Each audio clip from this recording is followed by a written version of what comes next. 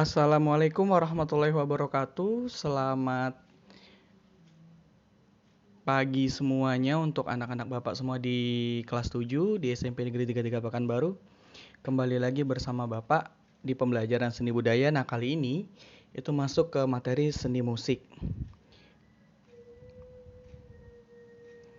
Nah, tujuan pembelajaran kali ini adalah diharapkan seluruh peserta didik mampu mengidentifikasikan manfaat, fungsi, dan jenis-jenis musik yang ada di sekitar kita, kemudian mendeskripsikan unsur-unsur musik serta instrumen musik Nusantara. Kita bisa membaca referensinya nanti di buku maupun di internet. Kemudian manfaat mempelajari seni musik adalah mengetahui keberagaman jenis musik di lingkungan kehidupan kita sehari-hari, kemudian mengetahui unsur-unsur musik secara luas dengan memperbanyak literasi, lalu melihat fungsi dari seni musik pada penerapan kehidupan sehari-hari, kemudian mengetahui alat-alat musik yang ada di lingkungan sekitar dan mengetahui bagaimana cara memainkannya, kemudian menambah wawasan dan ilmu pengetahuan mengenai referensi seni musik. Nah, kalau kita lihat sangat banyak sekali manfaat kita mempelajari mengenai seni musik secara teori atau membaca buku yang kita miliki maupun melalui internet. Karena pembelajaran musik ini mampu memberikan kita wawasan yang cukup luas dan cukup baik mengenai seni musik yang ada di lingkungan sekitar kita. Nah, fungsi seni musik secara umum sudah tergambar ada 5 poin yang Bapak simpulkan. Yang pertama, fungsi sebagai sejarah atau historis, ya. Seni musik dapat digunakan untuk menentukan peradaban manusia pada umumnya. Ya, kita mengetahui bahwasanya musik itu sudah ada sejak zaman primitif atau zaman prasejarah, baik secara hentak-hentakan kaki maupun suara pukul-pukulan. Kemudian semakin ke tengah ada musik-musik klasik muncul, kemudian pada saat sekarang ini musik-musik modern yang menggunakan alat-alat atau alat-alat musik yang sifatnya juga modern. Yang kedua, musik juga berfungsi sebagai kejiwaan atau psikologis. Nah, ini untuk membangkitkan semangat atau melemahkan semangat seseorang. Misalnya pada lagu kebangsaan, bahwasanya ketika kita mendengarkan lagu kebangsaan, energi kita begitu penuh dan antusias mendengarkannya dan penuh dengan semangat. Nah, kemudian salah satu contoh juga lagu sedih, ketika kita sedang sedih juga mendengarkan lagu-lagu sedih begitu. Nah, secara psikologis musik juga berperan penting dalam membantu kejiwaan kita. Kemudian yang ketiga ada fungsi pendidikan. Seni musik dapat menjadi perantara dalam pendidikan, misalnya dinyanyikan pada lagu anak-anak. Nah, pada masa kecil kita dulu kita sering dinyanyikan lagu 1 ditambah 1, kemudian anak ayam turun 10, mati 1 tinggal 9. Nah, itu salah satu bentuk jenis musik yang mempengaruhi daya pikir kita dalam belajar. Kemudian yang keempat, ada sosiologis. Seni musik dapat digunakan sebagai perantara pada kehidupan sehari-hari. Misalnya pada musik yang sering kita dengar di TV atau sebagai hiburan. Nah, secara sosiologis musik bisa difungsikan sebagai pemersatu kebudayaan, kemudian pemersatu ide atau gagasan, kemudian mempersatukan kita sebagai manusia yang hidup secara sosialisasi begitu, atau sebagai makhluk sosial begitu. Nah, yang kelima adalah kebudayaan atau kultural. Seni musik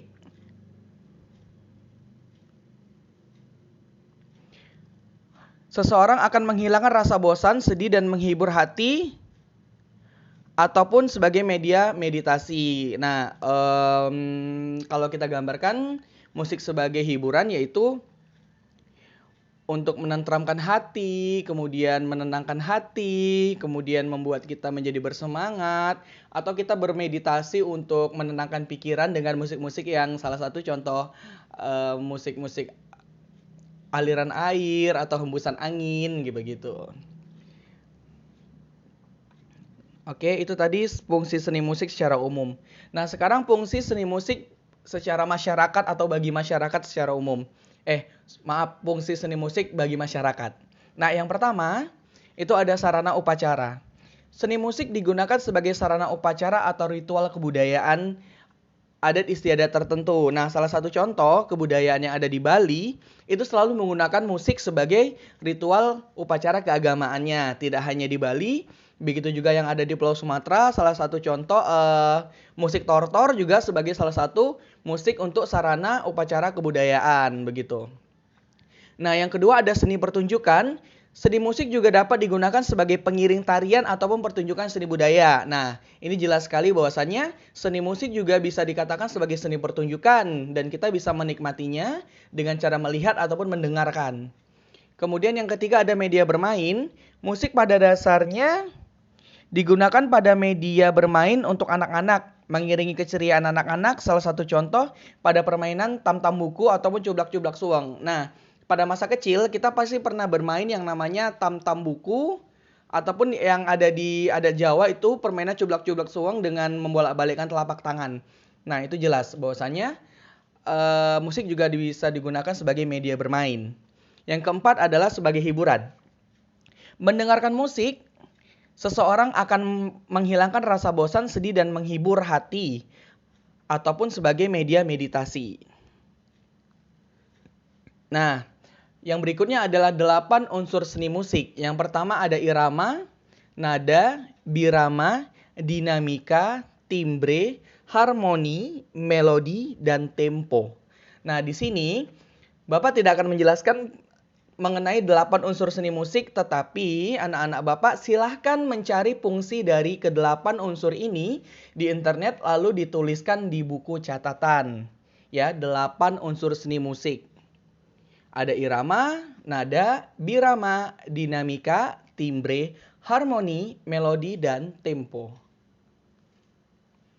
Yang berikutnya adalah jenis-jenis musik atau genre musik yang biasa kita dengar. Nah, ini Bapak sudah simpulkan bahwasannya jenis-jenis musik yang kita ketahui saat ini adalah jenis-jenis musik yang modern. Yang pertama ada jazz dan reggae. Ini bukan jazz reggae ya, tetapi 2 poinnya adalah jenis musik yang berbeda. Ada jazz dan reggae, blues dan metal, R&B dan hip hop, ada musik techno dan rock, ada dangdut dan pop, ada musik country dan latin.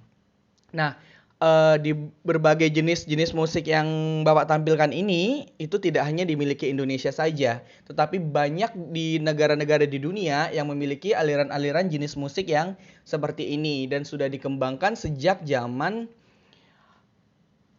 musik ini muncul sampai sekarang begitu maksudnya.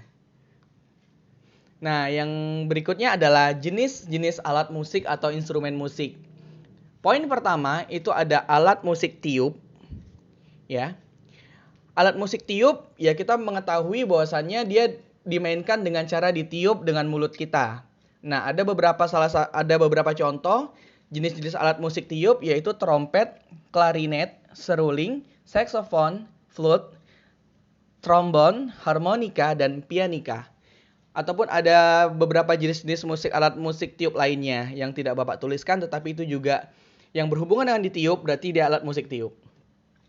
Berikutnya ada alat musik gesek yaitu biola, cello, rebab, oktobas, tarawangsa, tehian, dan arababu. Nah, alat musik gesek yaitu dengan cara digesek memainkannya agar bisa mengeluarkan suara bunyi. Yang berikutnya ada alat musik pukul yaitu gendang, calung, gamelan, tamborin, timpani, gong, dan talempong. Nah, alat musik pukul yaitu dengan cara dipukul memainkannya agar bisa mengeluarkan bunyi dari alat musik tersebut. Yang berikutnya adalah alat musik petik. Ada gitar, ukulele, sasando, kecapi, gambus, harpa, dan hasapi. Ya. Alat musik yang dengan cara dipetik untuk mengeluarkan bunyinya. Begitu. Jenis-jenis instrumen musik atau alat musik. Itu sudah.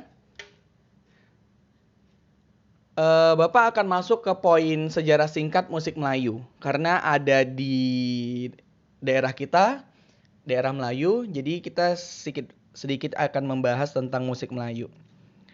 Nah, dengan melihat ke belakang, awal musik Melayu berakar dari kasidah yang berasal sebagai kedatangan dan penyebaran agama Islam di Nusantara pada tahun 635 sampai 1600 dari Arab, Gujarat dan Persia. Sifatnya pembacaan syair dan kemudian dinyanyikan.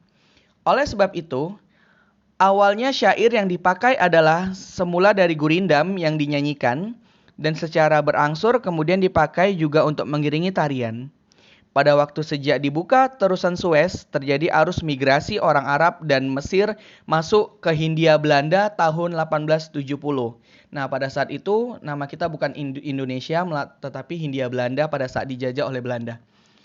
Hingga setelah 1888, mereka membawa alat musik gambus dan bermain musik Arab. Pengaruh ini juga bercampur dengan musik tradisional dan syair gurindam, dan alat musik tradisional lokal seperti gong, serunai, dan lain sebagainya. Kemudian, sekitar tahun 1940, lahir musik Melayu Delhi.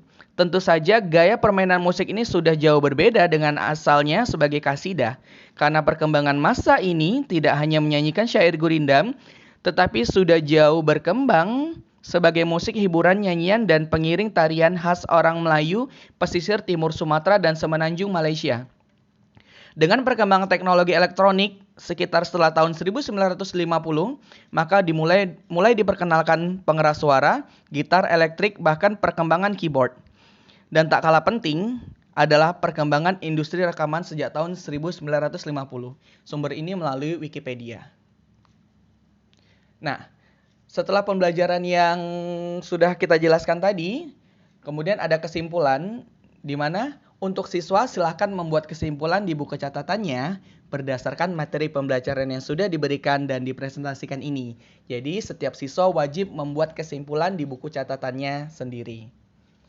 Dan kamsahamnida, selamat belajar.